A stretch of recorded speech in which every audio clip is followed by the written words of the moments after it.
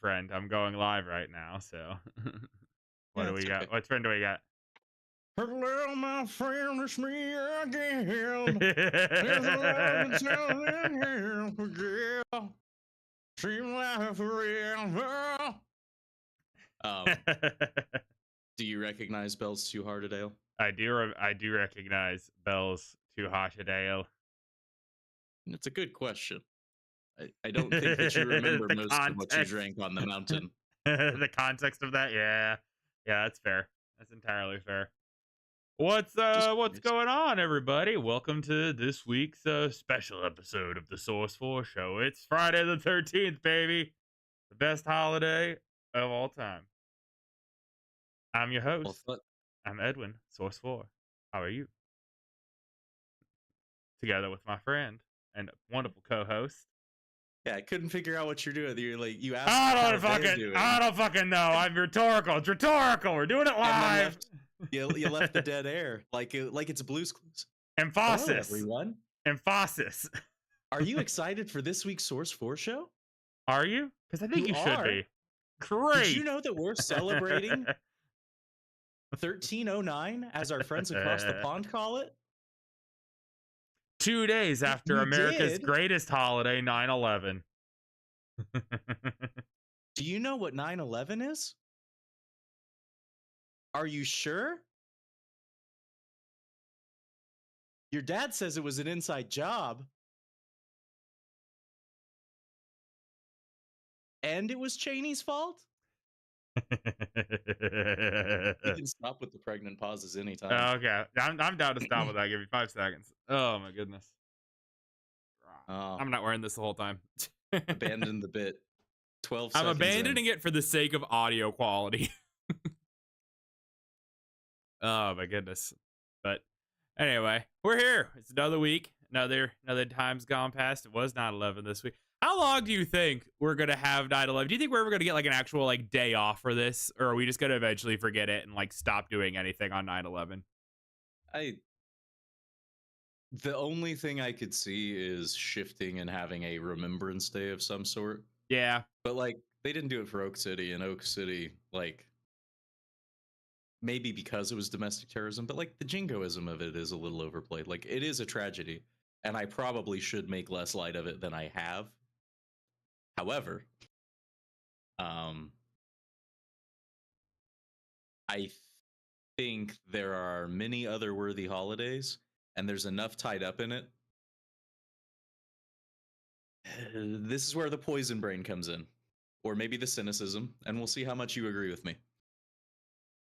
A national holiday means a day off for workers, generally. Not always. Yes. Right. Like workers but typically laborers don't get Labor Day off. Yeah, But laborers meaning usually management and corporate and stuff. Yeah, and office workers.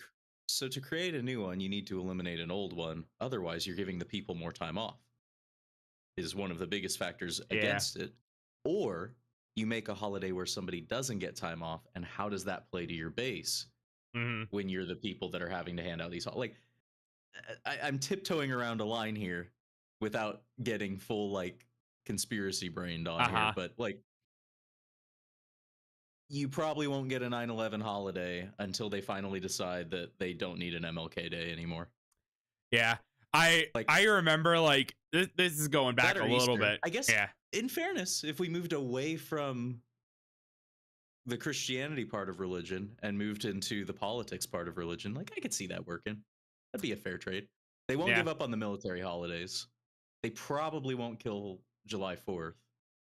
See, I figured they would do it just because like we love like the really like oorah America holidays like Memorial Day and 4th of July, and I feel like there's enough of that tied into 9/11 for a lot of these people of oorah America that I thought we would get there at some point. It comes down to anytime there is a holiday that is a fixed date, you have to eliminate another holiday.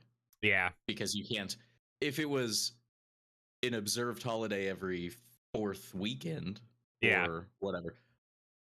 But when it's a potential for a Tuesday or when like July 4th is a nightmare for companies. Yeah. When it's Tuesday and everybody celebrates July 4th and then nobody works all week. They hate it. Yeah. Oh, I know. I I honestly, every now and then I come to the thought process of I feel like just every American holiday should just be like a set, like it's just a Friday of that month or something. So everyone just gets a 3-day weekend. It's just always a 3-day weekend, the same time, and you can always plan around it. No 3-day weekends for the workers. No, just destroy the 40-day and 5-day work, or sorry, 40-hour and 5-day work week. Like Yeah. that's the actual solution. Oh, I am also on board with this. I there shouldn't be a such thing as having to specify a 3-day weekend. Yeah, I've seen like there's been companies that have done it, and literally like everywhere that has done the move to the 4-day work week has seen a massive, like not massive but big, like increase in productivity and like profitability a lot of the time. It's like weird. It almost makes your employees happier and work harder. I haven't seen data that supports that, but I have seen data that supports that literally nothing changes when you eliminate a full 8-hour day out of the week. Well, yeah, that's kind of the other part of it though, and that is like that I kind of consider that the same thing. If it doesn't make you worse, Right.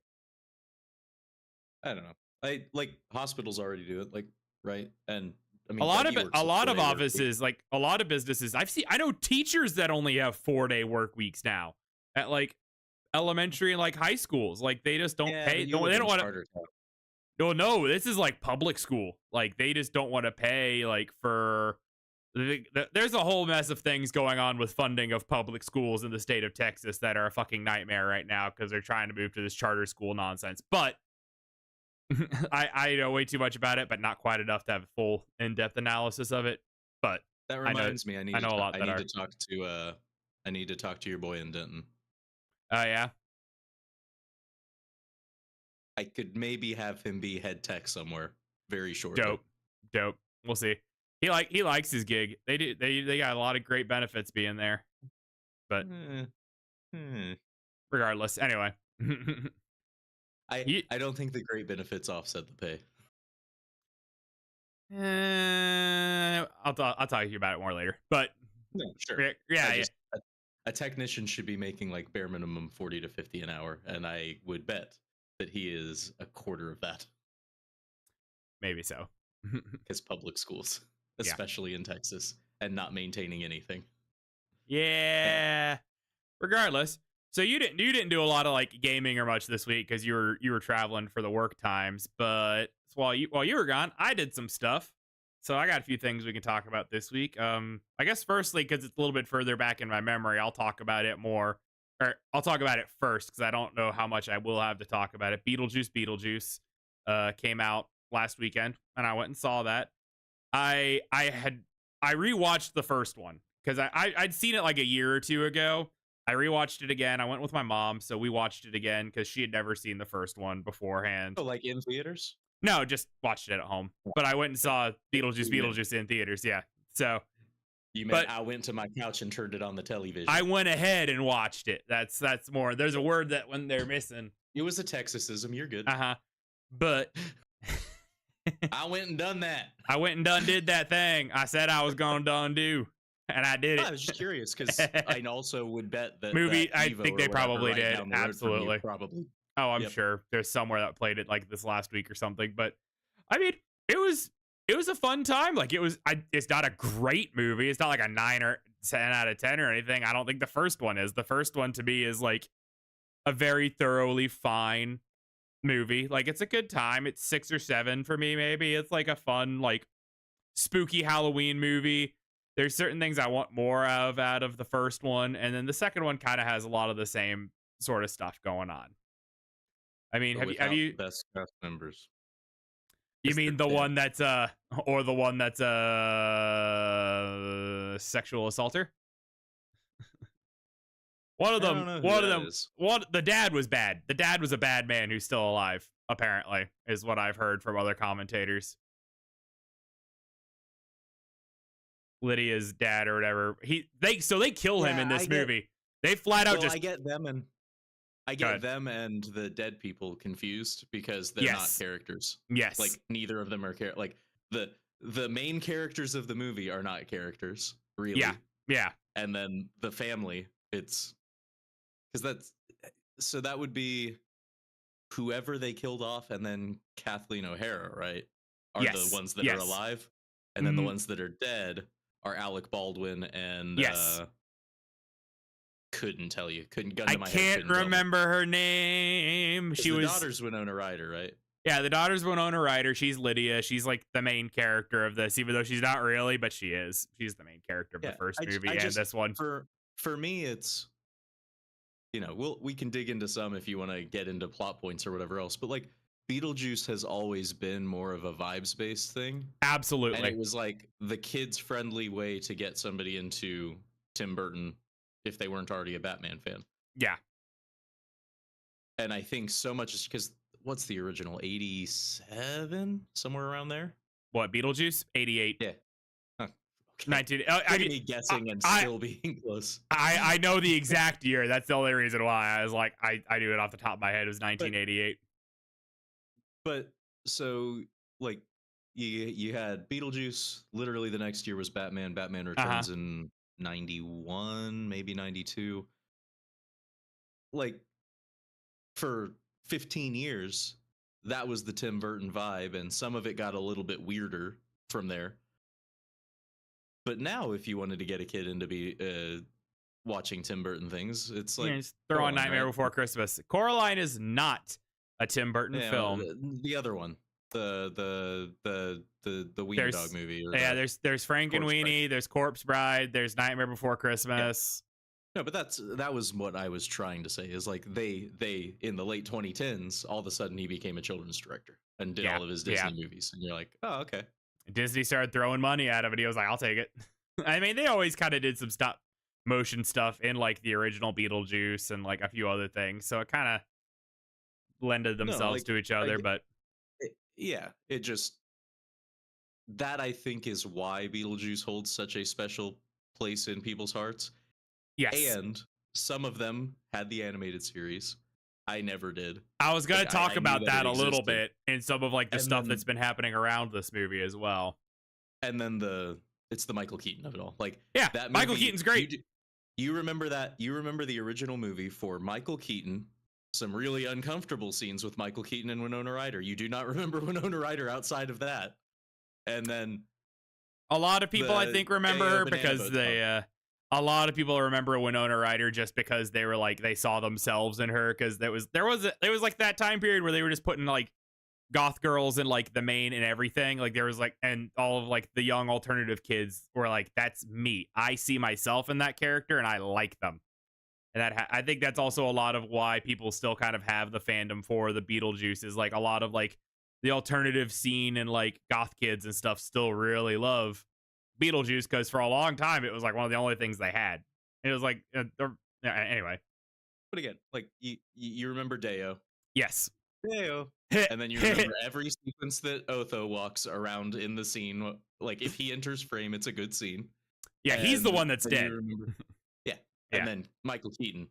And the rest of it is all vibes based. Like the entire waiting room sequence that is way long and drawn out and boring.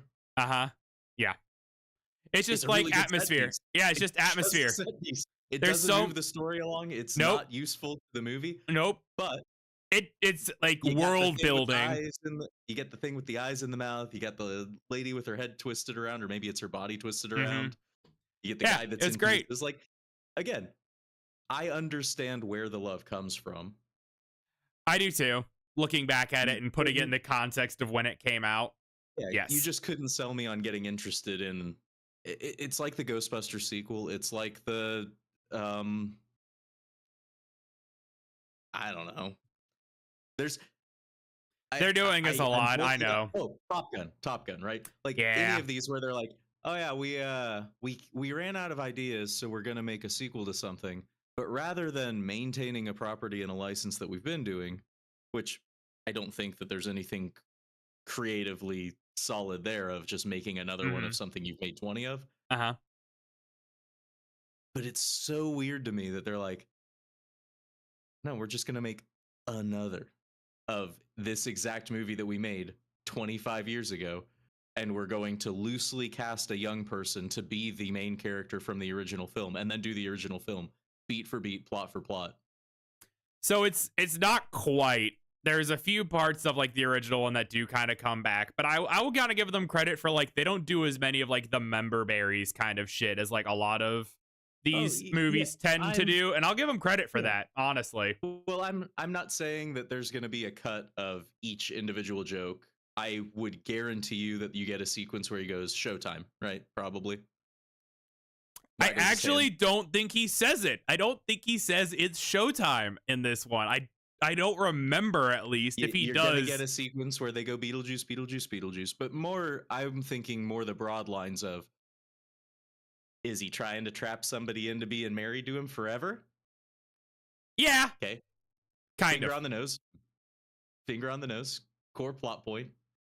It might not be exactly the person that you're expecting it to be. They might It no, shift that up a little bit it's for still you. the same person. He never got over it, apparently, is one of the plot points. It's been Good for 36 him. years, and he's like, I never got over that 14-year-old I met 36 years ago. Indiana Jones. Indiana Jones was the one I was thinking of. Ah, that one. Anyway, Yes, yes, yes, but, yes.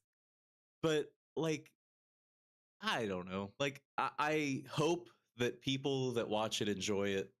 There's not a chance that I'll spend a cent on it. Also, what's the musical number? Because I know there is one. It is. Oh, what the fuck is the name of the song? It's something Lime in the Park. Coconut. No, it's something Park by the guy who played. Ah, fuck! I covered you up. He's an Irish actor. He played Dumbledore in Harry Potter 1 and 2. Fuck, what's his name? It's something Park. Ah, is the name of the song. I mean, hold on. So the guy from the MacArthur Park is the song. yeah, no, it's a Donna Summer song, and it's the only reason I know this song is because Weird Al covered it. Yes, and he it's does his the Jurassic Park. song, Yes, right? Richard Harris did it. It's his version of the song, which is the actor who played Dumbledore in Harry Potter No. 1 and 2. Irish Is actor. he in this movie? No, he's not. He's dead. No, he's dead. Yeah, he's Yeah, dead. he's very dead. It's just his exact But when version of the song is the one that they play. I'm sure it's not any better than the original. and No, it's also mostly very bad. because Beetlejuice is singing most of it, but so they went with it. Anyway, it's a good. It was fun. It was a good So song. they made him sound. I guess he'd only be about a decade older than Michael Keaton is now, since he died in what, like 2005, and he was about 80. I was not familiar with the song prior to this, Oh, just it's like all the about original. It's all about a cake melting on a park bench. That they literally also have a cake melting in this scene. Like they literally, like they just word for word have it, like have a rain cloud come up and start melting the wedding cake on camera. It's like, of course we have to do it literally. The worst part about it is MacArthur Park is by Donna Summer, right? And it's probably one of her most popular like songs. Mm-hmm. And she's really good, and that song sucks. Aw. I enjoyed it. I thought I like it well enough. Well, but my question was more if it was gonna be like a memorable song and dance number, and it sounds like abso-fucking-lutely not. It's 8 minutes long. It's the whole song. Like they do the whole song. It goes on for way too long, and I'm just sitting there like, I am enjoying this song. However, this bit is still going. It's still going. And I'm sure, just because this is the year of our Lord 2024, we could have cut 30 minutes and the movie wouldn't have been worse. 100%. There's entire plot lines. They managed to leave 9 unadulterated lip syncing minutes of Michael Keaton jazzing it up to. It's not just him. It is a cast ensemble doing and performing it. But there's entirely a plot line that I was like, you could have just cut this fucking out of this movie. It was so. It was literally just a vehicle to get the main character's daughter to like go to the afterlife or something and possibly get stuck there. Like that was the whole purpose of it. And it was just like, it just felt like a weird plot line that just didn't need to quite exist entirely. Well, I'm just gonna stay on Donna Summer for one more minute because the two reasons that I was introduced to Donna Summer as a child are Rugrats and South Park. What from Rugrats? What the fuck are we talking about with Rugrats? So in the movie, mm-hmm. I think it's Rugrats and Paris the movie, Okay. not Yep. Yep. Rugrats the I've movie. seen I've seen both of them. So Do you recall the sumo wrestlers? Which is why yes, I think it was Paris, because I that's the do. one where they introduced the Japanese Yes. replacement wife and Yes. sister. Okay. Toot toot. Ha. Beep beep. That a That Donna song. Summer song. Right. Well, so instead of the very overdone accented whatever, Yes. it's It's a it is karaoke it's version in that movie, but yeah. yeah, but it's the bad boys talking about the bad boys. Anyway, she was a disco singer for the most part, and then the other one is the she was going for the money. And if you've seen, it's the episode where Cartman is trying to become the next spokesperson for Cheesy Poofs. I have not That seen is that his one. audition. So he's in a damn Cheesy Poofs outfit. Ooh, maybe he's in like hot pants. I don't remember which at this point in the episode. But he's just screaming at the top of his lungs in his very Cartman voice. Just, and boy oh boy. And I know she has other songs. Like I've Uh-huh. listened to her at length. I have 2 or 3 of her albums back in my record collection. But that is my frame of reference, and I just feel like that is a very good place to be working from. And I feel like I have a lot of that in my life where it's just like, oh no, that was in a like 2002 Mini Cooper commercial, and it's been stuck in my brain ever since. All right, so I got a question for you, Music Encyclopedia. I could have looked this up ahead of time, but I'm curious if you just know off the top of your head. When did Potentially. Avenged Sevenfold release their first album? Which is their first album? Is that Sounding the Seventh Trumpet or whatever? I It's have the no triple idea. album with the angel. I have no idea what their first Um, album is. if I were guessing, they're like 98 or 99. Okay. So, no, because they had a band before Avenged Sevenfold.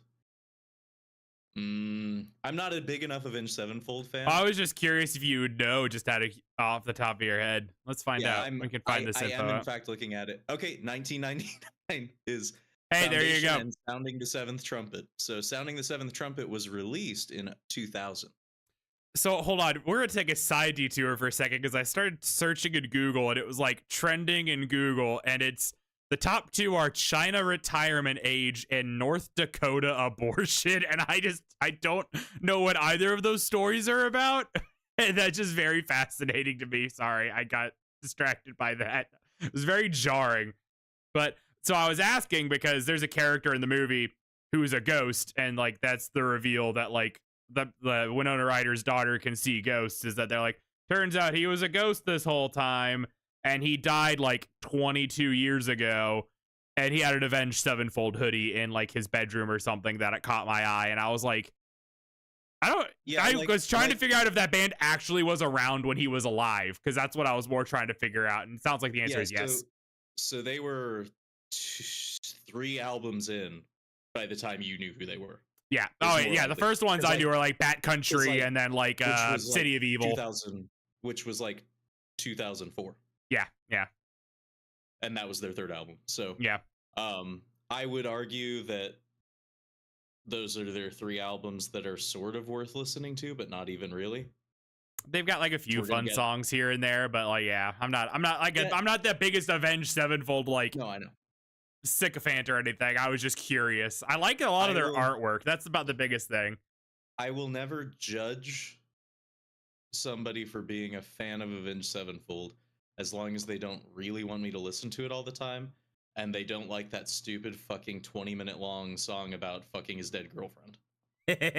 I like that song, but I like it because it's so fucking stupid and so insane. That's why I like it. It's because I'm like, what the fuck is this? Who came up with this song? It's a bit song that you listen to maybe once and then show your friends to be like, can you believe they did this? The fact that you actually enjoy listening to that is insane to me. Like, I enjoy laughing at it. I don't mean you. I mean in general. The fact that if you remember the guys, I think they were from Blanchard. They might have been from east of us. I don't remember. Maybe Durant. Oh, I know people who think of that as like the peak of love songs or whatever. It's like, I need to find the Harley to my Joker sort of people. I mean, maybe. I don't know. You remember the the younger brother had like palsy or MD, Yeah, and so yeah, he yeah, walked a yeah, little yeah, funny. yeah, yeah. I know who this But talking he about. Yeah. but it was that group of kids that literally every time they walked in the door, they'd walk over and they'd cue it up, and they're like, "I gotta hear my song," and I'm like, I I don't would get it, man. never I would never subject normies to that song. Like I was always pretty tame, at least I think, with like I'm not gonna subject people to my more alternative music choices in public. That's like just you're holding everyone audio hostage. But I don't know. That was a little side tangent. I was just curious, like, about that. But overall, like, I liked it. They did a lot of practical effects. That was like apparently something Michael Keaton was really adamant about before he signed on to do the project. He was like, I want to do. If I'm going to be on this and I want my name attached to it, I want us to do it the right way and have as many practical effects as we can. And it's like, all right, fine. It worked good. Looks good. Looks kind of cheesy, but it looks like it did in 1988. It's kind of kept the same visual identity, and I kind of like it. Again, for free, Yeah. I'll give it a try. Yeah, I burned a For movie five credit. for $5 to own it at some point, maybe I'd give it a try. I'll probably buy it when it comes out. Just like it's another like fun kind of spooky movie that I can watch. It takes place on Halloween as one of the days in it, like the second day of the movie is Halloween.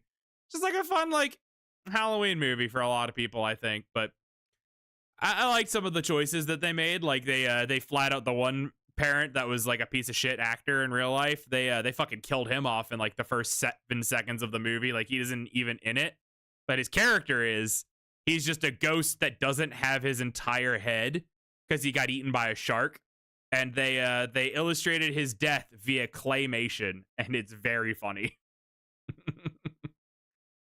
It was very silly. It was very funny, but his funeral had to be rolling. You've probably seen clips of it in the trailer because it's them singing Deo slowed down with like a children's choir, and yeah, I was the just only cackling. that was the only thing that I knew. It's literally the only trailer I've seen for this movie. I was sitting next to you, I'm fairly Yep, certain. that was like the first one they released. And black screen with goofy papyrus font or Beetlejuice or whatever else coming across the screen, and you just hear mournfully. But So and they play timeless. it at the funeral, and everyone has like they're just panning across everyone's faces, and everyone's like real sad, and it is just it was so comical to me. I was dying laughing. I think that's the most I laughed in the whole movie.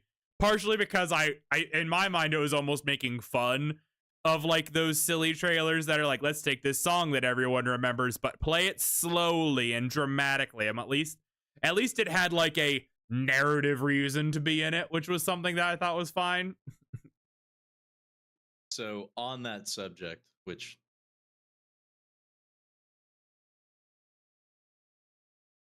maybe you can make that argument, but the when we had this subject, I don't know, this was probably like a month ago, we were trying to come up with, we had just seen this in a movie trailer and we couldn't pinpoint it.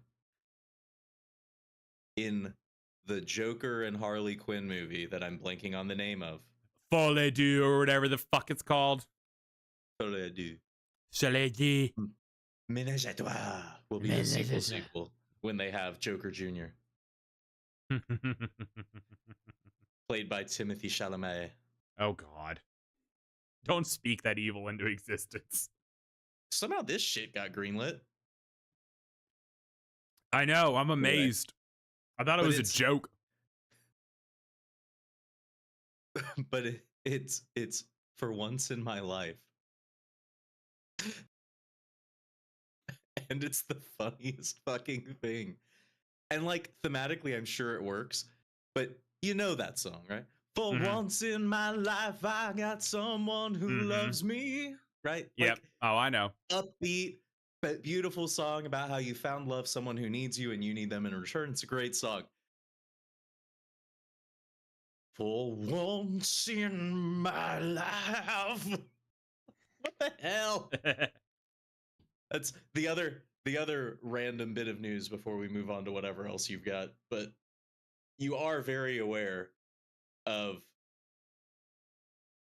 like, I guess, are you aware of what I'm about to bring up, which is a famous person in the music world playing a famous person in the music world in a movie? Is it going to be Timothy Chalamet playing Bob Dylan or whatever the fuck in that movie? No. Um, that actually doesn't bother me that much because one, I hate Bob Dylan, but two, I like hate that I that think movie exists. Is it someone I related to mean, that SNL movie? no, but Bob Dylan is actually he has an interesting like I'm not always pro biopic, right? But like Freddie Mercury deserved one. They didn't do a Yeah. good one, but he Nah. deserved one. And then the guy won an Oscar for it. And I'm like, it's weird that they didn't really cover the man's life in the Yeah, movie it was about more of him. a biopic about Queen, not so much Well, it was. Freddie. Yeah. It was. But no. So if you're not aware, there's a Ronald Reagan movie. Yeah, it's out. I forgot. Uh-huh. I never saw any trailers or anything. I just was at the movie theater going to the I bathroom and I saw a poster for that movie and I was like, what the fuck is that shit? okay. But so I mean, we don't need to go too far into this, but it's a Reagan film where Reagan is being played by everyone's favorite piece of garbage, Dennis Quaid, who's the guy that I always confuse for Kevin Costner because they're the same person. Oh, that's Um, okay. okay. Did you already figure out what it is? Because it's probably one of the first news items. No, what's up? Tell me. Tell me, tell me, Okay. tell me. Frank Sinatra is evidently featured in this film, played by Scott Stapp of Creed. So the lead singer of Creed is going to be in this movie acting like he's Frank Sinatra. And I'm just picturing this butt douche from a Christian rock band getting up on screen and being like everything I picture. Like, I know that he doesn't talk the way he sings because he sings like he got hit over the head by Mm-hmm. something heavy and he's also drunk. Mostly He because he talks in probably like was. no, but he talks kind of in this like he actually kind of sounds somewhere in this register. In the same way that like Chester Bennington spoke in a Uh-oh. What happened? Discord? Did I just lose him? I'm still alive, right? Y'all can hear me.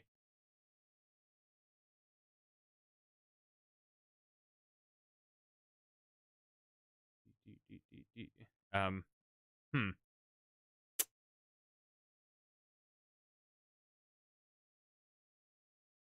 What the heck is going on?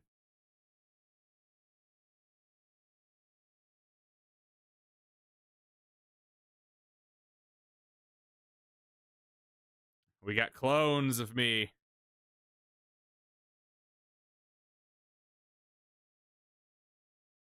The spinning cubes.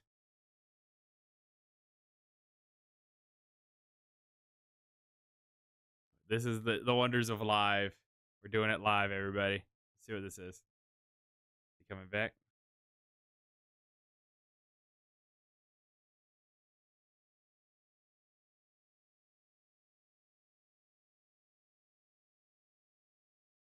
Hmm.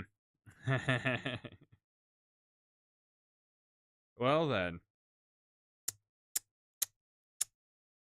Just you and me, chat. Just you, me, and the floorboards for a minute here. There's two of me. Hi, me.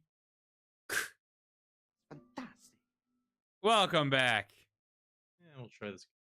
What Oh, happened? What just happened? huh. Just Discord die or I was mid sentence and then this happened. or is it try to show me a watch stream where you try to show something?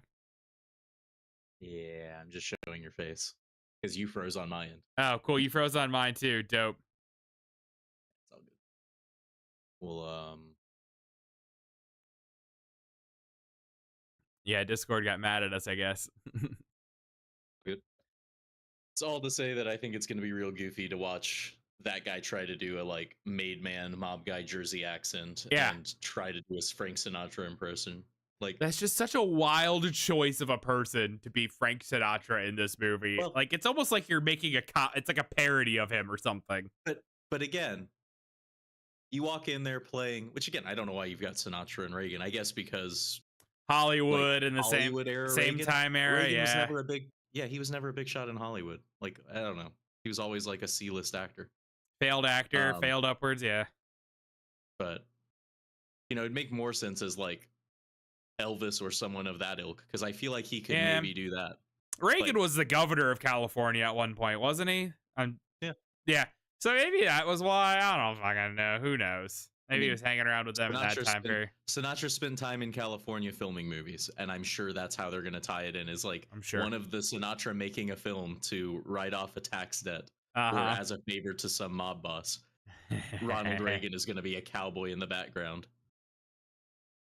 But I just, again, like, you're like, we're gonna make a Ronald Reagan movie, and that's who makes it. Now, where I was going with this is, though, you know who's making this movie? Who's making this movie? I mean, obviously some Christian powerhouse. I was like, But is it so Daily Sean- Wire? Well, so Sean McNamara is the director, Mm-hmm. and he's never made anything good. Of course Probably not. his most memorable movie for you is going to be Three Ninjas High Noon at Mega Mountain, or perhaps the Even Stevens movie. Oh my god. He made a bunch of sequels to like shitty Cartoon Network movies. He made the Sweet Life movie. He made Soul Surfer, which is the movie about the girl that got bit by a shark. Uh-huh. So he and then makes a lot of everything- like sleeper Christian movies, is what it sounds like. Well, everything from like 2018, it's not even sleeper. Like it's it's just or like the BB, overt BB ones. movies.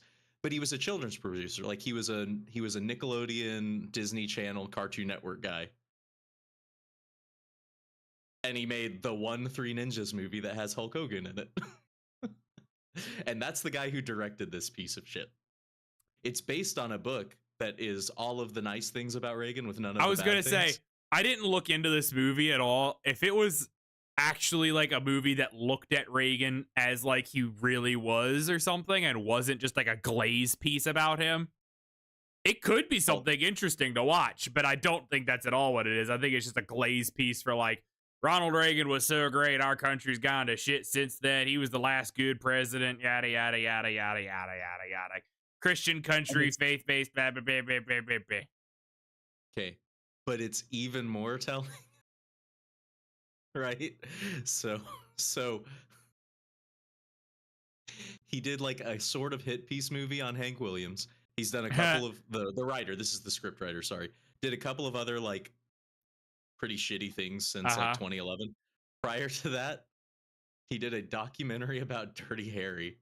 He did 2000's Space Cowboys, which you may remember as the Clint Eastwood movie where they send a bunch of oil folks into space to fix something that's going to crash into the Earth. That's definitely not Armageddon or Deep Impact, because this one's a satellite. Wait, it's not those movies? It's a different movie. Well, It's the same this is before idea. them by about 8 years. And it's a Soviet satellite. Anyway. Okay. And then he wrote a couple of episodes of the Weird Science television show. Not the movie. Not. And that's where you look at this and you're like, yeah, this is absolutely just a money project. Someone is just using this somewhere. Really wanted a Reagan movie to come out in September, right before an election season. Huh. That only talks about remember how all the good old days were. And I wouldn't go so far as to say that this is a concerted effort to get votes for the national elections. I absolutely think it is for your local elections. Oh, I'm sure. Remember when red states? Remember when we made money? God, I had a few of those conversations this week. I don't need to rehash them, but suffice to say, there are several people that have relocated to the Northeast and are not thrilled about how they're not in Texas no more. Or Tennessee. I had a conversation about like California today with somebody, and they were just like, yeah, California's all these bad things. And I was just like, yeah, it's because all the people you talk to moved to Texas from California. They're like the California rejects. Of course they hated it there. They hate it there the same reason why I hate it here. Yeah, I mean, like, there's negatives to living anywhere, but Yes, I yes. find it very interesting where in the same breath that somebody's like praising tax cuts and everything else, then they're like, man, but I'm from Ohio and all the industries moved out of there. And I'm like, yeah, because they underbid in the southern states and gave tax It's breaks. That's why because your the hometown corporate died. masters did this But to no, you. but that's why your hometown died. That's what happened. Has nothing to do with your state getting worse. It has to do with the companies operating in your state choosing not to operate in your state in favor of Uh-huh. better tax breaks, tax Yup. shelters. Yup. So in Anyway, this, since we're already fucking vaguely political, you want to guess who also had a movie that came out today? JD Vance. No. He's about as dumb. He's about as dumb as JD Vance, probably. Is it Wheelchair Man? No, no, no. So he's a media person. He's done a couple dog shit straight to theater movies before. It's that dumb shit from the Daily Wire. Matt Walsh has a movie that I didn't know about. Now I only know about it because I was trying to buy a movie ticket today, like for a film, and I was like, "What the fuck is this movie?" And I looked at it, and I was like, "Oh, this is a fucking Daily Wire bullshit movie, isn't it?" Are you gonna get to it? Are you gonna Yes, tell me what this is? it's called "Am I Racist?" Oh, well, Because his if it's last Matt one Walsh, was yes. "What is a woman?" So this one's his "Am I racist?" And the answer is just Ah. yes. Okay, so who was Lady Ballers then? It was could've Matt sworn Walsh Lady is Ballers in was that him. movie. He's in that But movie. it's It's not also his movie. it is a Daily Wire film that he plays. Basically, apparently the character that he seems like he plays in this, which is like an annoying liberal, is his idea of being like some soy cuck or some shit. That's what he's playing in that movie. And this one's synopsis is Matt Walsh transforms himself into a certified diversity, equity, and inclusion expert, only to uncover a world where profit, not principle, drives the agenda. And it's just, that's the tagline that I've seen for the fucking, that's from like the trailer, I think, on YouTube's like the description for the movie's trailer. I've seen nothing about it, but I love that this exists, and I love every chance I can to dunk on that fucking weird, sad man. And I hate that he's richer than I'll ever be. That makes me so mad. Yeah, I didn't know it existed. I won't know it I existed. didn't know it existed either. I only knew about it because I was trying to see about getting. I thought that new Transformer. Doug texted me telling me he wanted to see that new Transformers movie this weekend, and I was like, Mm. "Yeah, let's see about getting tickets." And I was like, "This movie's not out yet. What the fuck?" And then I looked into it. It's like early access only tomorrow, like for one showing, and then it comes out on the 20th, full release. I was like, "That's odd, but okay." I mean, if they're demoing it in Texas, it's not that odd. No, it was I just don't know any of the details interesting. on it. No, it That's seems one that's fine. wholly outside of the scope of anything I would want to see, but I hope it's good for you.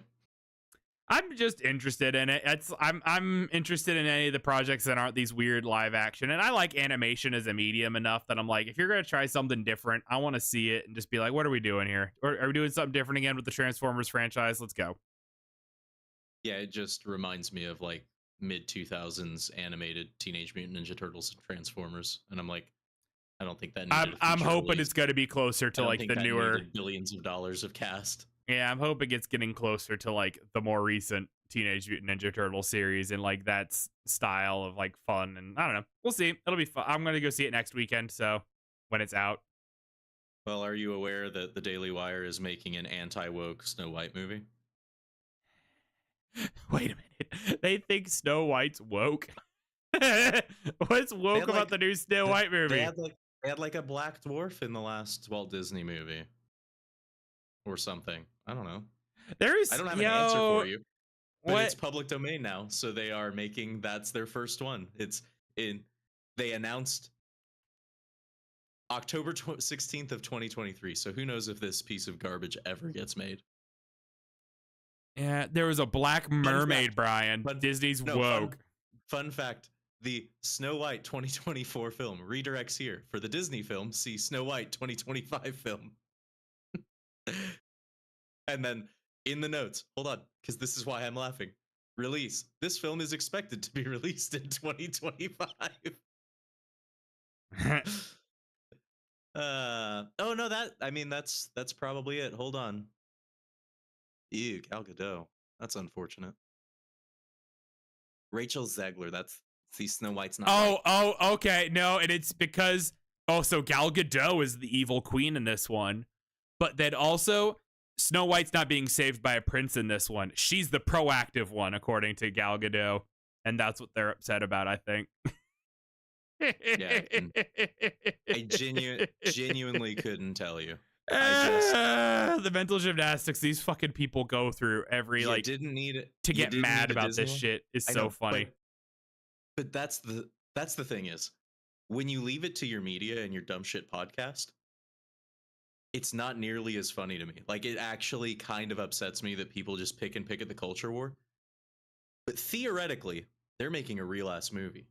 Mm-hmm. Not a Disney real ass movie. They're going to sink tens of millions of dollars into owning the libs. I don't think it's getting nearly that much. I think maybe like 30, 40,000 maybe. I bet you. They put like no money into these fucking things. Wait, what was the budget for Lady Ballers? Let's use that as an idea. Is that public? Can I find that? Do you want to know? 40 million. Because that's a lot of money. It's not. It was more. It's not Disney money. But $7 million. It's money. Fuck me. And as far as I can tell, they rented out a Texas gym for like 3 days. And then had a bunch of people that didn't know how to act. Oh my God. Because that's what the movie is. The movie was Tim Walsh and Ben Shapiro dress up like women, and isn't that funny because they're good at sports and they beat up on children. I think I just need to abandon all my morals and become a right-wing grifter. I'll be their number one suck boy, and I'll glaze them up all day if you pay me even like a quarter of that shit. Let's go. Just abandon all morals. Why bother becoming a grifter? Just follow around all the Republican conventions and do exactly the last part of what you said there. Be their glorified suck. Although they probably don't want suck. Not on paper, not in front of other people. No, they can get suck at home. You got to give them the forbidden fruit. Gotta give them the chocolate starfish. Oh, the other one. Okay.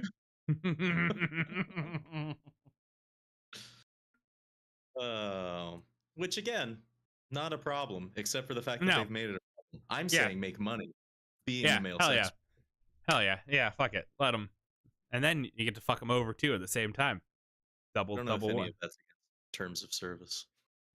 Nah, you're fine. Encouraging prostitution. Nah, you're fine. You're fine. I'm a nobody. No one cares. Oh, lordy. So that was we all. Yeah, so that was another thing that's going on. Other than that shit, what else was I doing? I had Space Marine. Space Marine 2 came out this week. That was a big deal. It's doing very well. They've done they did 2 million in sales in like the first week of the game being out, which is or 2 million copies, not 2 million USD. That's doing pretty good. Their servers are kind of on fire right now, which is kind of a bummer because there's so many people trying to play it and it's all online based. Well, so 2 of the 3 gameplay modes, right? No, all of them are online. Always. Oh, so single player is online only? Well, you can single player it, but I think your progression, I don't know. I haven't tried to play it single player. Every time I've had a hiccup every now and then. You're saying if you need to play campaign, you are supposed to be online in a lobby with randoms. No. You join a server though to play the single player campaign. Like it brings you into a server. I lost connection a couple of times and it's like, go back to the main menu to log back in. And I was like, I guess I didn't really try to push it to find out what would happen if I didn't.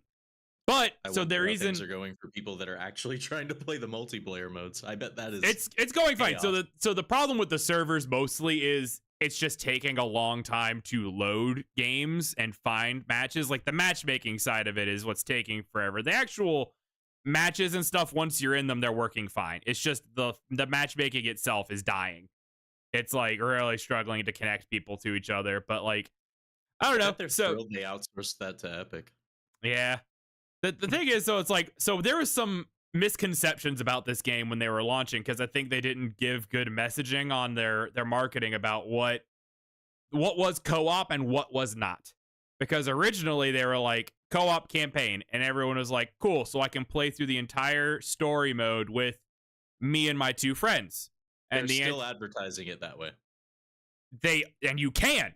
That's the thing. Like, but they made it sound like later there's also co-op missions. There's a cooperative mode. Yes. Third-person murder times. Yes, there's PvP, and then there is a cooperative like challenge mode as well. That is side missions and side stories.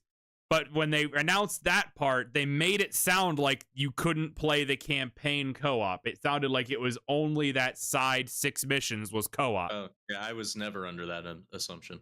It was mixed messaging because a lot of people were saying that co-op mode was only that. And the reality is, no, you can play the full story campaign with up to 3 friends. Yeah. Me and Doug did a few missions together, and it's fun. I enjoyed that part of it. As I've been aware of this game, they were declaring that the main gameplay mode was 3-player co-op. Yes. There were like Spec Ops style missions from like Modern Warfare 2 era, right? Where you horde mode, and then you had team deathmatch. There was just some mixed messaging when they started announcing those secondary modes that people asked questions and interviewed them, and they're like, this is the only co-op in the game. It was just, there's some mixed messaging going around with it. But anyway, campaign, it's so much fun. The co-op, the gameplay itself is just, I've had a blast with it. It's a lot deeper than I expected it to be. It's not just like a mindless hack and slash. I did play on like the second hardest difficulty for it, so it's not easy. On normal, I played it on normal with Doug, so it felt kind of easy comparatively because I was used to the harder one. But also having a second human-controlled space marine who like knows what the hell they're doing made a huge difference versus my 2 AI bots that are kind of not great sometimes. But when the combat is going, I describe it as like it is a delicate dance of death because it is constant aggression and moving, and it was so fun because you're having to react. It's almost like a rhythm game sometimes in how the combat works. If you're like balancing the killing of them and countering and dodging and parrying and knowing when to shoot and when not to. It was just been so fun. I had an absolute blast with it. I finished up the campaign last night, and like it's a Space Marine game. The story's not the most intriguing story in the world. You're the fucking Ultramarines. You're the Blue Boy Scouts. It's a Gears of War nostalgia trip. You're like the Blue Boy Scouts. Yeah. You're sugarcoating it with that. You're still a space Nazi. Yeah, I mean, you're still a space racist, absolutely, but you're one with very strict rules about morals and honor and blah, blah, blah, blah, blah. But yes, it's very much going to be the entire game. It's going to be, brothers, we must stand together and fight against these hordes. Yes. And then my friends, we must hold together. My biggest criticisms of it are like kind of narrative wise, like you basically just did the same story again, kind of like it's half of the game you're fighting one enemy, and then halfway through they're like, but chaos is here, and so now we're just fighting chaos, and that's what we're really involved with. And while your conversation is sort of there, like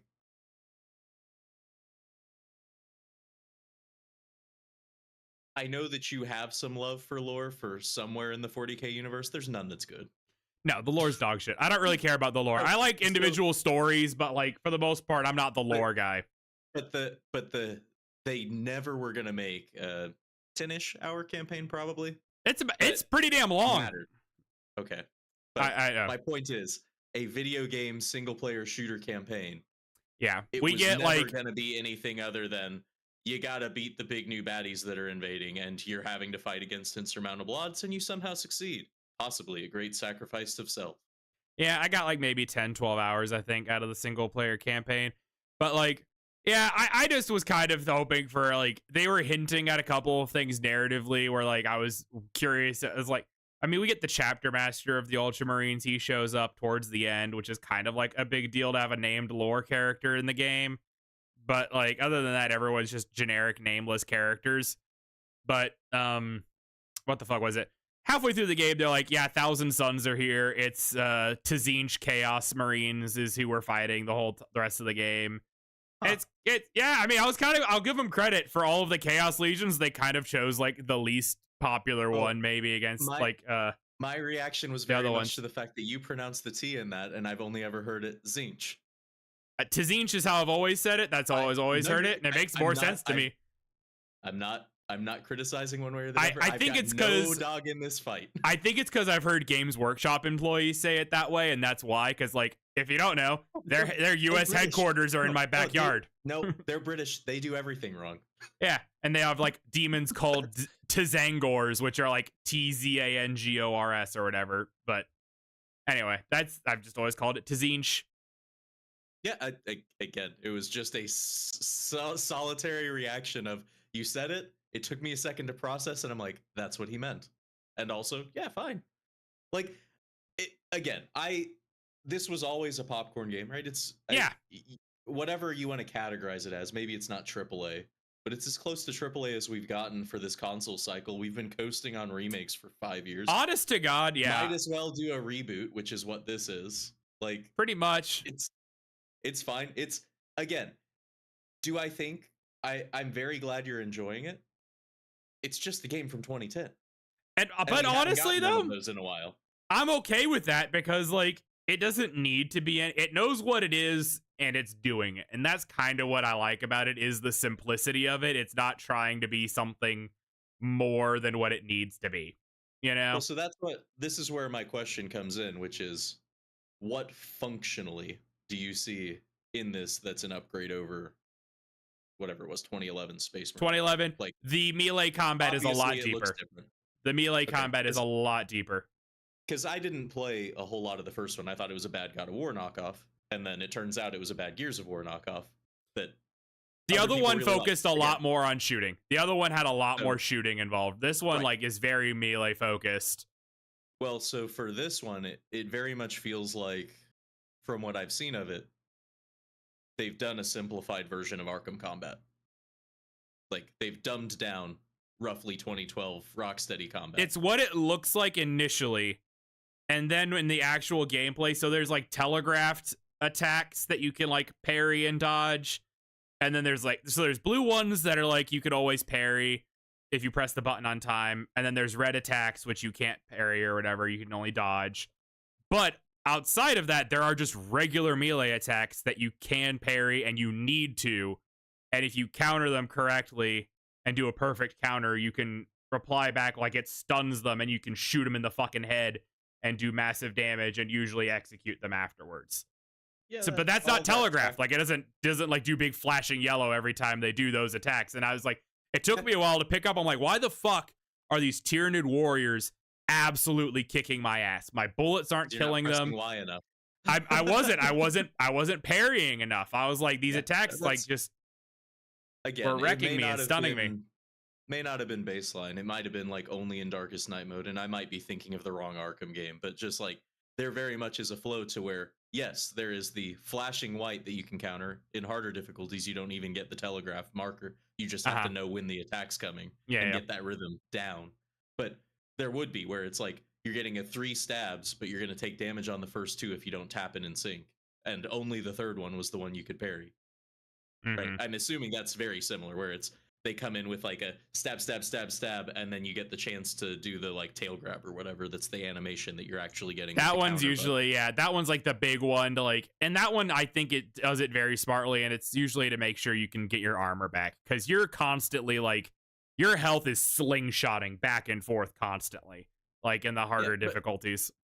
But that's my point, is very much that like it's the end of a series that you're getting your animation kill, the glory kill. Yeah, right? yeah, that's the one you get the glory kill, and it gives you a little bit of breathing room. You get some armor back, and then you go back into the hordes of enemies. Yeah, and maybe even we'd have to go a little further and get into like the Shadow of War game. Yeah, but yeah. It like just the ebb and flow of melee mixed with blade, because Assassin's Creed never landed it. The Star Wars games, the Dark Souls games really never get that feel right. Yeah. Right. Like, nothing against Souls-like combat, but it's not about actually fighting, except for Bloodborne. No. Sekiro. Yes. Sekiro was learn how to parry the goddamn game. Yeah. That's what this one's It like. was This also one's like it you're was going the to only get one that caught murdered. my interest for that reason. I was like, oh, Uh-huh. the combat is not just spazzing across the screen and animations. Yep. It's Mm-hmm. actually like engage Or with the just combat. holding block. Yeah. Weird. I also don't think you were able to upgrade. Like you would know better than me. You played more of that game than I did, but There's like one didn't weapon. That's it. That's the whole thing. That's why a well, lot of people didn't right, like it. but there wasn't like you get increased health files and increased attack and increased whatever. It was just very much you're gonna get to the next duel. If you beat the duel, your sword gets a little bit better. Yeah, kind of. I think that's what happened. I don't remember. I didn't play that much of it, but yeah. I only played your copy, so there's Yeah, that. there you go. I don't know. But like some of the stuff, like going back to how they like halfway through the game, it kind of just shifts over to like the Thousand Suns and like Chaos are your real enemy that you're fighting a lot. I kind of wanted more Tyranids because like honestly, the Tyranid stuff was great. I genuinely there was a lot of moments where like there was so many of them on the screen that I was like, I don't know how the hell I am supposed to kill all of these fucking things because they just never seem to stop coming. Like it was honestly a little overwhelming sometimes. And I really, really liked that and liked that they were doing that. And I wanted more of those moments. There's only like a few times throughout the campaign where it really feels like that. And then a lot of it's like fighting them in one or two off squads in hallways and things like that. And it's like, but the kill op mode seems to kind of do some more of that. And if you're really jonesing for it, like I don't know how much you've looked into it, but they already have 4 seasons of planned release. Oh, I know. Content. I know. And it's all marginal updates where we're gonna spend an entire season adding a new enemy. Yeah, and I want some clarification on like what this language means. Because I'm like, is it a single new enemy type? Or a lot of people are interpreting it as like you when think it's a boss fight. No. Ugh. Some people are interpreting it as like when Helldivers was saying a new enemy, like a new faction enemy. Like we're gonna see like Necrons or something, is what people are thinking. Not yeah. a chance in hell. Yeah, there's no way. I don't think that's happening. I think we're gonna get like a couple new Tyranid boss fights because there's a lot of like they only have like 3 or 4 different Tyranids in this game, and I'm like, there's so many different types. Even based on your review so far, which you enjoyed it, but yeah, the story's not what's catching your attention. No, it's the combat is incredible. I could see where rather than doing a major story-based DLC, they do like a $30 DLC in, let's say, 2 years' time that is just we reskinned these challenge missions, and instead of being a swarm of Tyranid, now you get to fight squads of Necrons or whatever. But like, I don't know. Like, here's the other like other is it's very overplayed for me. Like, I understand specifically they haven't done it with Space Marines, and specifically they haven't done it with what they're calling Tyranids. But how many swarming zombie-like hordes of aliens chasing after your gunning Space Marine-looking enemies games are out there? Because there's at least 2 that I play regularly that I can name right now. You got Deep Rock Galactic, you got Helldivers 2. I mean, right. Versus like specifically bug types too. Yeah, and we'll see. Like, it would take a vast undertaking, and they wouldn't be able to use similar AI. Like, it's the same reason that they haven't done it with their other games. And it's also like, if you look back just each generation of game, like Space Hulk, what was the PC title was just Space Hulk, right? There Not is Space Hulk. Well, which one are we talking about? Because there's the one that's basically so there's a clone of Space Hulk, the board game, which is like a top-down turn-based doing. I'm talking about Deathwing. Deathwing. Oh, I mean, there's Deathwing is the one that was like a first-person Space Hulk game. Okay, but my point being, they make these games, and to me it feels like it's just the same. It's just the same fucking thing over and over again. Yeah, you were gonna get the Tyranids, or you're gonna get some weird blobbins in space. You know what would have been really fun? What?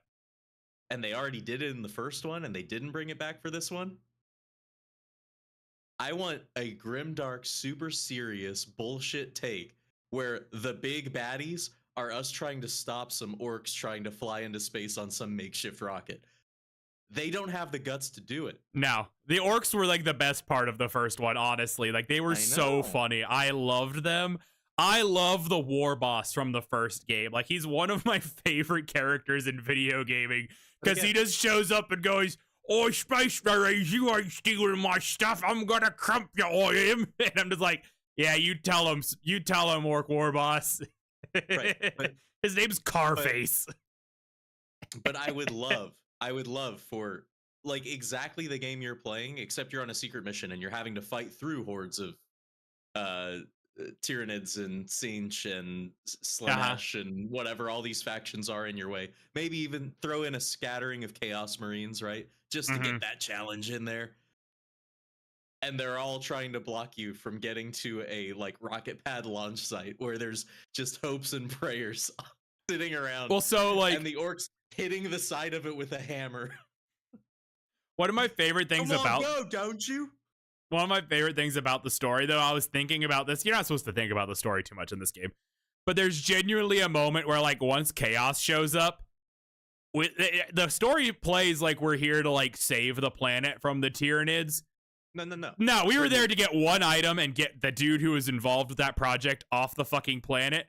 And as soon as chaos was involved, we just ditched that planet. Like they're just fucked. Like we were just trying to get everything we could and get out, and it's like, yeah, they can have the planet. Bye. And that's basically what happens. It's very space funny to me. Nazis, but they don't play it for funny.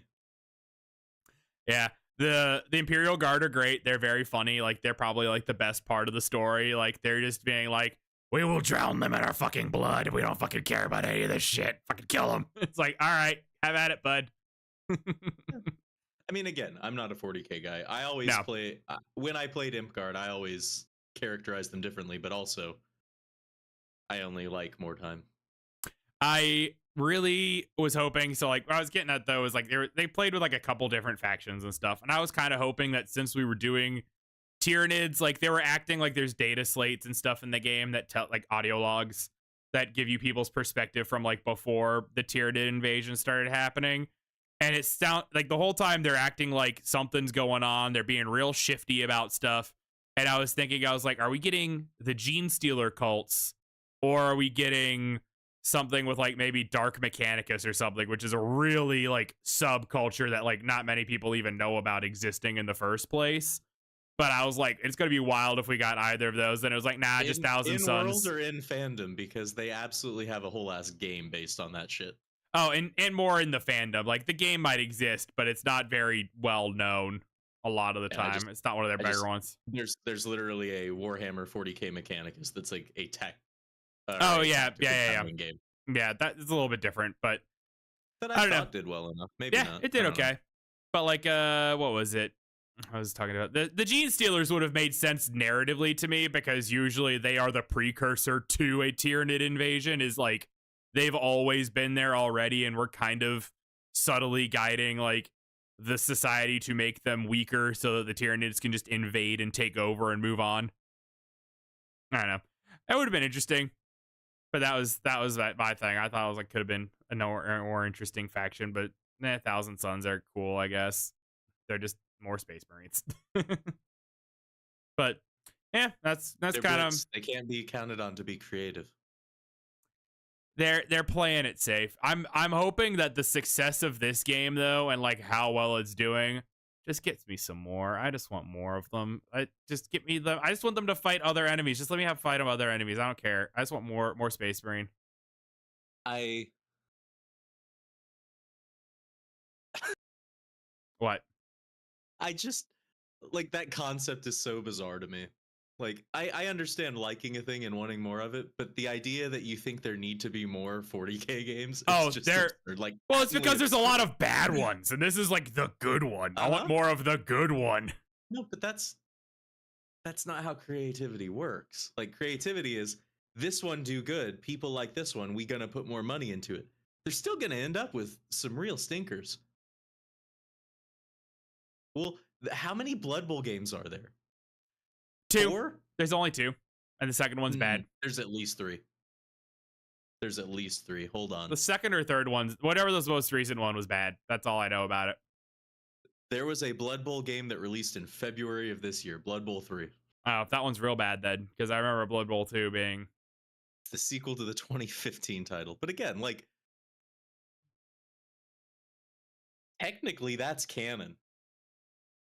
I'm just telling you. Eh, I don't understand canon doesn't how. matter. Canon doesn't matter. That's not something I'm worried about. I am more just I want the Space Marines to keep fighting and do like fight them against different enemies. That's all I need. There's a lot of stuff you can do with it. A lot of places you can go. Just give me some more in-universe stuff. Have them fighting more cool stuff, doing badass shit. See, I have the opposite reaction, which is I don't need another Warhammer game to ever exist. If this studio has any idea what they're doing, which is surprising because it's coming out of Focus and Saber, Mm-hmm. great. Make another game. Make whatever game you want to make because I know you have talent. Now make a good game. I don't care what it is. If you want to make some sort of weird fucking futuristic soccer game based on the rules of the Harry Potter Quidditch game, do it. You'll buy. I'll buy it. Like that's the way I feel. Like so to transition, the game that I've been playing a lot of Mm-hmm. is I downloaded Wild Bastards, which is the sequel It's to a Void Bastards. 2018-19's Void Bastards. And let me tell you, crack. Oh yeah. Did you ever play or I were you played familiar with Void Yeah, Bastards? I played Void Bastards. It was on Game Pass. I liked it. I didn't get like too far into it because I'm not like a Oh, big just roguelike person, but I enjoyed it well enough for what it was. I liked the art style. I mean it's first person FTL. That's all Yeah. it is. Yeah, it's 100% what it was. Except with unlockable characters and crew members. Yeah. And Wild Bastards takes that and they go, "We heard you liked westerns. And also, rather than just having new unlockable characters, we really put thought into how each character is going to play differently. So it's Okay. hero based characters that are all gunslingers and Wild West archetypes while still being kind of weirdly sci fi. And it's the same exact concept as the first game of you've got to plot out 5 or 6 stops. You're going to make that trip. And along the way, you're going to have gunfights that may go well, may go Okay. badly. But it's, I mean, Void Bastards was kind of like a proto extraction shooter anyway, which was, run the risk, run the Hmm. ante. How much health do you have going into the ship? How much Yeah, can is you it worth grab it? without, like, you don't even have to stop technically, but you might need fuel or you might need ammo or you might need, like, Hmm. a lot of times there are health resources or they can cure the radiation that you're carrying or whatever else. Like it's a very tight loop that they only improved on, which is part of why I was excited about the other game, Towerborn. I'm like I am very interested in that game because the Banner Saga was Oh yeah. awesome. I know that game was great. I didn't play it, but I know a lot of people really liked it, and I loved the art style. Oh yeah. Well, there were 3 of them, right? Like, and I would argue all 3 of them were about as good. They're hard. They're hard games, which is part of the downside because on top of being a very hard game, it's also really story rich. So it's worth playing. Like it's worth following the story because it is a long, epic, overarching story about these, uh, feudal clans, right? That you can play all the way. I can't recommend it enough. I think it's awesome. But I knew that it turned a lot of people off just because, like, even on easy mode, it's not like story mode. Like you cannot Yeah. just play through the game. You have to think about your troop positioning. You have to think about, who you're taking into battle at any given time and realize that if you lose any of your people, you lost them. They're gone. Yeah, it's more like an XCOM than anything else. Yeah, except the characters actually matter. It's not just you getting Yeah, attached just to them. nameless soldiers. Yeah. Right. Like these are the crown prince who's got all of these it's more Fire Emblem than I was gonna anything. say it's like Fire Emblem where they can it's actually more just fucking die. it's more mid-era Fire Emblem because early Fire Emblem didn't have any story. Mid-era Fire Emblem had story and consequences, and new Fire Emblem's a dating sim. It's a So, dating sim with some combat in between. and that's nothing against it. I'm sure I will No. love them when I eventually get around to playing them. I just don't want to spend $70 on them. But yeah, I like Banner Saga was awesome. The art style is awesome. The art style for this game is pretty impressive, and I just have no idea what it is. It's a combination, like, so it's custom character creation, roguelike in that you keep building up your base, Hmm. survival game in that there's very limited resource, but also co-op beat 'em up. Like I just I don't know what it Interesting. is, but every background looks like a Miyazaki movie. Yeah. So, you know, I'm really glad they put it on Steam Early Access for an Xbox Studios original game. That is funny to me. You know, well, I'm sure it has to do with some nuance of the early That's access I'm Steam sure it's also green that light system. they want to get that money so early so they can keep funding it like the early development money. A lot of times what early access is used for. No, like I'm not discounting that at all. What I'm saying is like the fact that there is a structure there of early access where continued developments and releasing builds, I'm sure is easier Oh, absolutely. It with the exists architecture of Steam. on Game Pass, Because, but it's hard, I think. well, like PlayStation and Xbox have set windows, and one of them it's a weekly release, and one of them it's a monthly release. And I believe that Xbox is the more frequent, which makes me think that PlayStation's only a monthly release, which means if you release something and it's broken, they will not patch it Yep, it's got to be like at until the least a next month. patch Yep. releases. But I might be wrong. I might have those flipped because now that I'm thinking about it, I feel like the Helldivers patches were coming out more often than that. And maybe that's just legacy thinking. But either way, if they're only doing a once a week server update versus Steam servers, whatever you're sorting out Uh-huh. there, it makes sense for an online game. Like that they're not Yeah. going to launch it early on Xbox. But still I've frustrating. I've heard from like there's been some interviews and stuff recently with like some indie devs who've worked very closely with Xbox that like it's just a pain in the ass to get a hold of anyone at Xbox to like update things or like move stuff forward. And I think that's why they're not doing that. That makes sense. Like, especially with like smaller studios that they've been like, we don't know if it's just us. But then like they Well, corroborated with a few other people that they knew who were bigger studios and they were saying the same shit, which is like, no, Xbox just doesn't talk to us. Like it takes forever to get anything going. well, and I don't know if that's relative to Sony. Like I know that it's hugely like Nintendo and Steam are the biggest playgrounds for indie games for a reason, Yeah. and it's because you can release dog shit and patch it constantly.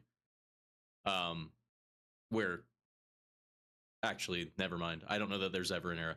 Nintendo titles, like Nintendo properties, they're pretty precious about Uh-huh. making sure it's a quality release. Oh But yeah, like they've Nintendo done first party games, yes. No, but they've done shovelware as far back as I can remember. Like Yeah. even NES, they had shovelware. But like they're a lot more forgiving when it comes to just garbage littering their online marketplace or littering the shelves of the store. Like they're a lot more forgiving on, yeah, if you need to patch this game every day of the week, go ahead. Yeah, whatever, you don't have Versus, to run through us. yeah, well, and Steam obviously, like it's built on that culture of, yeah, I tweaked my game, I hope you like it, or I tweaked this mod, I hope you liked it. Versus I could see where Xbox and Sony properties they'd go, no, like do a batch bug fix, release it, patch your bugs, make a game that's good. Yeah. Don't make a game that plays. Yeah. But it's some of that legacy that we get into that's a little like curious with modern consoles too, though. Like it's becoming similar to where there's not an advantage, right? Like, are you tempted to buy a PS5 Pro? Fuck no. I Also, was about now, to ask, have you seen how much that fucking thing costs? Because Jesus, get the fuck out of here. oh, and again, like they release slimline models alongside it, and really the Pro doesn't add anything at No. present. Like, there's not a game that you have to buy the Pro to Well, play, that's the right? thing. Like, Like, they're showing its it cinematic off, mode looks better, and and they've like, got slightly better ray tracing because the GPU's heavier yeah. duty and the processor's better. I looked You know what at the that sounds like? comparisons and I just could barely see a difference. Like, even looking real hard at it, I'm like, Well, you're not going to okay, see a difference, period. Like, yeah, because they did what, like an 8 or 9 minute trailer? Yeah, it's on YouTube. Everything's 60 FPS, maxing out at 1080p. Like, what are you on about? Like, yeah, in person it may make a difference. It you may can make get the up to marginal 4K on YouTube. You can get up to 4K. But yeah, I know. What you mean. if they release the video in 4K and they don't upscale it. Yeah, I know. But But so regardless of the fact, I'm like, I already have a PS5. I'm not buying it for like a marginal ass upgrade. That's not something that's happening. I I'm not buying a PS5 period because there's nothing on it except for Astrobot. You want to just play Astrobot when you inevitably end up coming here around the holidays? I mean, I genuinely might just sit down for like an 11-hour game session and just Just beat marathon Astrobot. through Astrobot? Hell yeah. I mean, I thought about when I'm gonna be up there in a month or so, just being like, hey, we're gonna play through all of this. It's Astro time. Astro time. We're gonna hop, jump, skid, surf, whatever we got to do. We're gonna platform through this. I I know that people really like it and I understand, but I also am just kind of like I don't quite get all the hype, but maybe I'm just not the right person. I don't know. It looks like a I perfectly fine 3D platformer. Like it looks Yeah, fine but did you and it's play it? colorful and fun. No, I haven't played Yeah, it. So that's did the you play thing. it? Like so much of platforming is feel, and the Yeah. fact that like universally people are like, this feels incredible. Like Yeah. every element of this is great. Like the review that I got recently from somebody that I respect relatively well was like, I'm only playing this in like 30-40 minute bouts. Like I'm a dad now, right? Like Uh-huh. I only get a little bit of game time. And the entire time it feels like I'm a kid again, like big shit eating grin on my face, having a blast playing this game. It plays so good. So that's the thing to me that so like that makes it me ask the conversation I think again though of we were talking about with Space Marine as well is I think that this is maybe what we need to do with like modern gaming is like maybe just take it back a step and just kind of just have a much more focused good experience like just have a focused experience that's fun and good and not have like all this focus on having these super in-depth immersive open worlds. I think we're just kind of losing a lot of stuff by like having these bloated ass open world games at this point. I was bored with open worlds when they made them. If I quite like them still, and even I'm just like, do we yeah. need this? Does this need to be No, this? I just give me like a narrative story that's like 8 hours long, and let's go. I don't need all this extra well, bullshit. I mean, what here a week or two ago, I got on my soapbox and talked about like if there is not a reason for this, like I can deal with hidden items, not integral to the story, right? You Mhm. go under the waterfall. You go Yeah, down yeah, the yeah, like non-critical path before you go down the critical path, and there's like a mini boss, like yeah. Like some little whatever hidden reason that. secrets, like some slight branching of paths or whatever. But do not give me a Grand Theft Auto experience and not have literally something every foot of the way.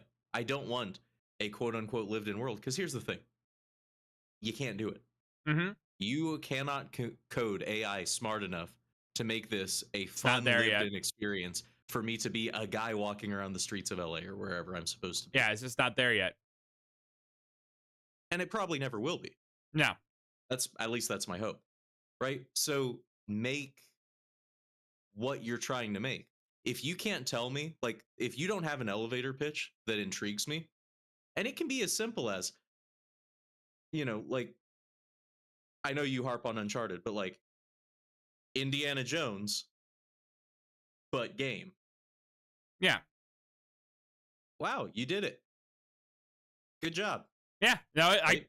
I Like, liked the first like two Uncharted games. I just by the time like 3 and 4 got around, I was just kind of tired of them. But that was the gameplay didn't quite stick for me. The story was okay. yeah. Just the gameplay I wasn't good enough to go with it to me.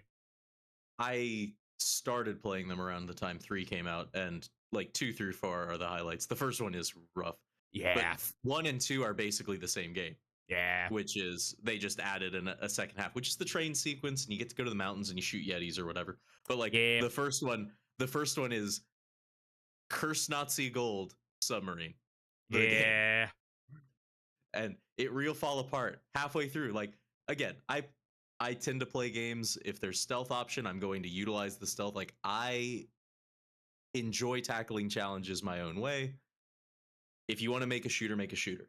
If you're Hmm. going to add other gameplay modes, I'm going to probably utilize those because I'm going to pick up a shooter to play a shooter. Yeah. And I'm going to pick up a shooter that feels good, which there's not very many. But like, anyway, Uncharted 1, real bad. Like, not even third act. It's like 11th hour at the very end of third act, where all of a sudden it's like, yeah, you went to do this thing, and all of a sudden Ghouls. We got these weird Curse ghoul Nazi fucking zombies. things. Curse Nazi zombies because of the gold. Man. And then they were like, well, you killed off the enemy in the first game, so we're gonna make a new enemy for the second game. It's basically the same thing. Like, I think even the same boss Yetis. fight, like Yep. the sniper battle that you have to roll away from. Probably. But anyway, like, but my point is, like, even if it was a roller coaster, even if it's a rail shooter, whatever you want to call that experience where they're dragging you to its logical end, like that's the worst example of not giving you anything else to work toward, right? There's no side missions, no nothing, right? It is just playing a movie, quote unquote. But if you're going to do a puzzle game, do a puzzle game. The best puzzle games are puzzle games. Return of the Obra Dinn is like a perfect game in my book. Yeah. What's the one where there's like the tower in the middle and everything's like a variation on light puzzles and things like that? Are you familiar? The Witness is another one that's just, they don't do anything else. They don't try to tell you a story about how like a kid killed themselves, like What Remains of Edith Finch, or like anything else. It's you sort, and that's not to discount that. They had a very tight creative idea of walking sim but with puzzles, and we tell a story through the puzzles and through some of the interesting art that we explore that we can really only do in 3D art or a game, and it's more impactful as a game because you're taking the actions. Have you played that game? Nah. It is devastating. I'm not going to get into any of it, but there is a sequence where mechanically you have to do something to progress the story, which is probably for PC, it would be like controller based. You'd be analog stick. PC, it's probably an arrow key or whatever. But you're living a guy's fantasy life while he's working in a fish cannery as like an anecdote.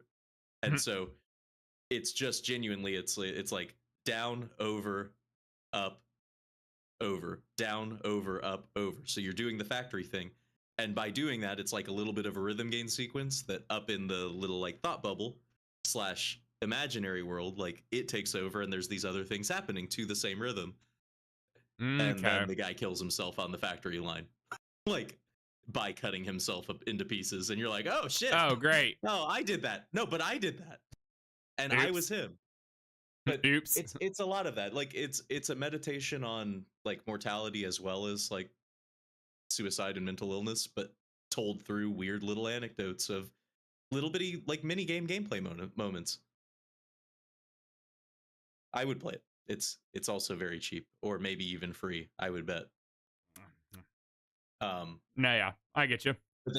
That's the only news I had other than I played a little bit of Void Bastards. Is I don't know if you're aware, but Annapurna, the entire staff of Annapurna left. They all left, and wasn't there just something about them they were going to be working on the Alan Wake and Control series? Like, wasn't that who they were different? So Annapurna, is an indie film studio.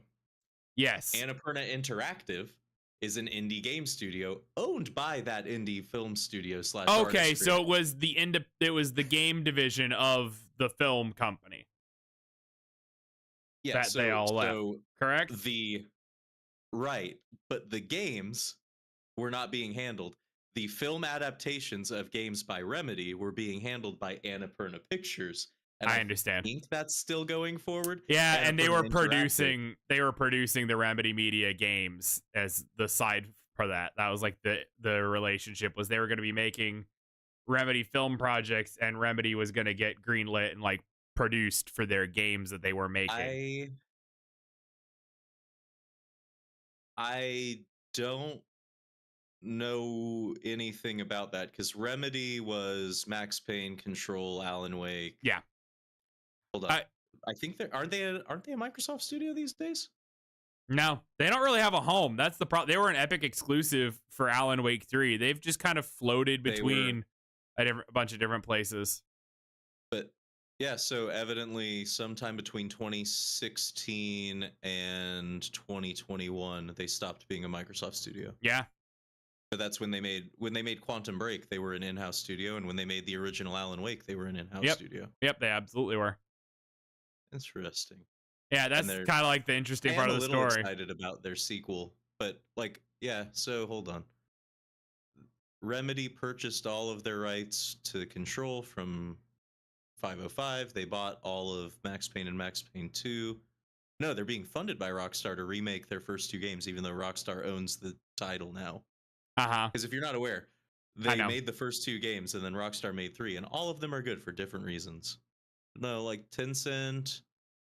Yeah, the only thing that they mention Annapurna on for them is a strategic cooperation agreement, which is that Annapurna was going to help create Control 2, Okay, and then that's what they I were was going to getting at. develop the film for the other Yeah, two. yeah, yeah. But no, so this is what's wild to me is so I'm not going to list everything because a lot of this is like mobile game stuff, but What Uh-huh. Remains of Edith Finch was huge. Gone Home was huge. Outer Wilds was huge. Ashen, I think, was pretty well received, but I don't think it was huge. Sayonara Wild Hearts, you may have heard of. It was big on Switch and mobile. They did Kentucky Route Zero, which is a near perfect game. Um, they did I Am Dead, which was like a platformer that I thought was fairly well received. They did Maquette, which, like all of these, right? It's publishing in tandem with Yeah, yeah, devs, but they were Neon White. They were Cocoon earlier this year, right? Or last year. Um, Thirsty Suitors, right? All this stuff. And then there was an in development Silent Hill game, as well as an in development Blade Runner 2033 game, which is supposedly a tie in that comes after the Netflix series. I have no idea what that is, but they had the rights to Blade Runner.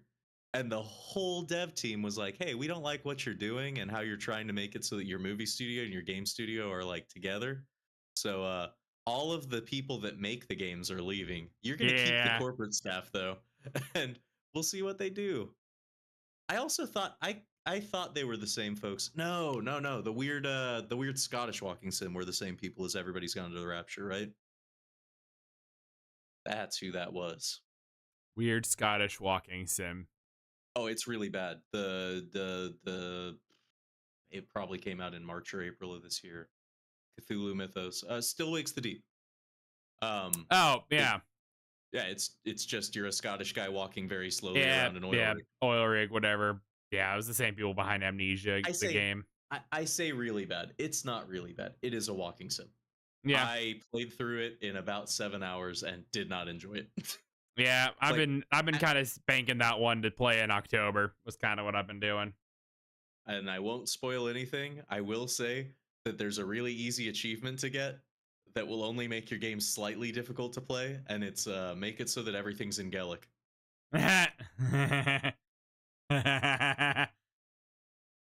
Of course. So I played through it with so all of the button prompts and the menus are also in Gaelic, but the I had it subtitled, so everything was I learned probably a good number of curse words. I don't know that I probably picked up on anything else because it's a horror game, Yeah. but it's fine. It's it doesn't do anything new.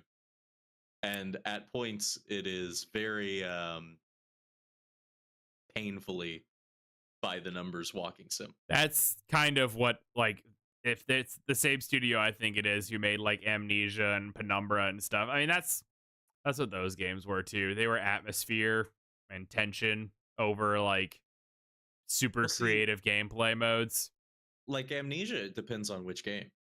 Because there are I'm some talking where about the like first one, so that's the only one I've played. I played Penumbra and I played Amnesia: The Dark Descent, which is the first well, one. I think these guys did like a Machine for Pigs, which was the Yeah, second or third this time, follow up right? or sequel. Yeah, So anyway, but yeah, they did Dear Esther and they did Everybody's Gone to the Rapture. So they are just very much like we do the walkie walks. But like the bunker is awesome and it plays more similarly to Outlast than anything. But like again, I need to it's play those it's games, the Outlast games. Do you want to Was play a just really bad one? Because there's a multiplayer one. I've seen that there's a multiplayer one. I might have us do that in October sometime. I'm I just gonna do think like I a own all month of of spooky games. I think I own all of them. Hold on. Let's I mean, you vamp and start changing the subject and I'll only bring it back tangentially for me to say I think I have all of those. I was feeling Uh like rounding things up a little bit, but we can. I mean I I don't played have Outlast Trials. I haven't played any of the Outlast games. I've seen people talk about them and play them and stuff. I've got like a few other like spooky games. I gotta finish fucking the Resident Evil 4. I never finished that remake or whatever. Or whatever. Yeah, the remake. Huh. Yeah, I was gonna play Still Wakes the Deep. That was something I wanted to play. Still Alien makes me sleep. Isolation, haven't finished yet. I'll go back and finish that one. That one surprises me only marginally. It unfortunately, I got bored once I got to only having to deal with like the androids. I was like, I don't care about the androids. This isn't a fun game to me anymore. It's scary when well, the there's aliens are chasing you. The androids are just annoying. no, see, there's three cardinal sins the game commits. Uh One huh. is it's recursive as hell. Don't make me go back to the same place over and over. Yeah.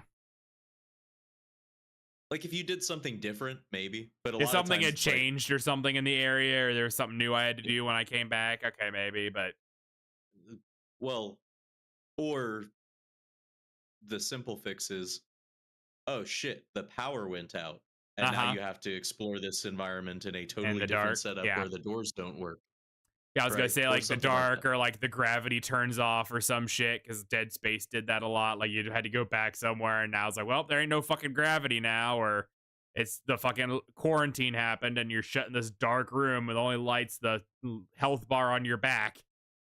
The androids are not like they're the hardest part of that game. Uh huh. They very much are. They are the only real threat in the game. Um, and the third one is they show you the alien too early. Yeah. Like, like there are two sequences that you may or may not have already encountered, depending on how far into the game you got. And I won't get into it I because you should just remember. play it again in case you forgot it from 10 years ago. Yeah, it's been a long But ass time. it has the second that game blows its load, the game is over. And for the remainder of, for me, it's about a 20-hour playthrough. Damn. Oh yeah, when you have to backtrack, you're playing on the harder difficulties, like absolutely. But Too long. hour like, and maybe I'm over exaggerating. Maybe it's only like 15, but like no kidding, it's only a little after the halfway point that you're like, oh, the xenomorph's not the problem. Hmm. The problem is that I have to fucking walk all the way across the ship and go through that room full of androids and like turret traps again.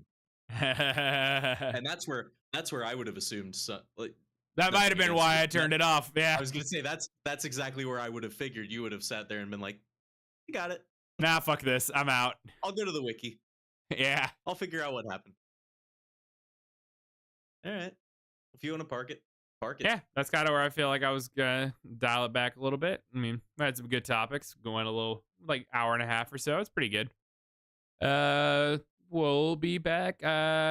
Maybe not next week. I'm doing something Friday next week. Maybe we'll do an earlier episode next week. I don't know. We'll figure it out. Should have done it on Wednesday. Should have done good old 9/11. We missed it out. We missed our national holiday 9/11. But anyway, Burn. we'll see y'all. See y'all in the next one. Okay. Bye. Bye.